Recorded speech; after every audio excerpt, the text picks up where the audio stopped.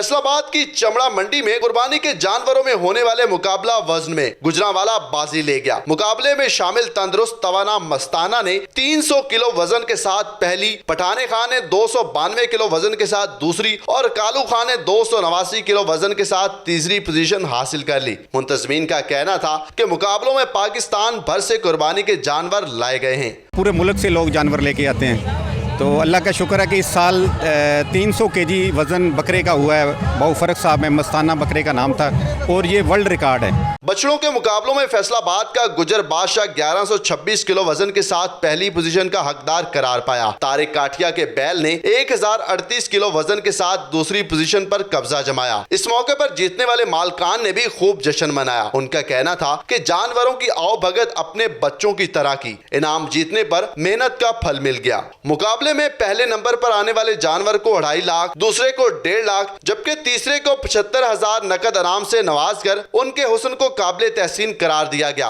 Cameraman Shahid Malik के साथ Bilal Sikandar, 92 news, Faisalabad.